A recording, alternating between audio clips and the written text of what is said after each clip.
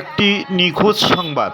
বগুড়ার শিবগঞ্জ উপজেলার মাঝিহট্ট ইউপির কালীতলা এলাকার মেয়ের বাড়িতে চিকিৎসার জন্য থাকা অবস্থায় মোসাম্মদ জরিনা বেগম ৭০, সে শ্রবণ প্রতিবন্ধী ও মানসিক রোগী।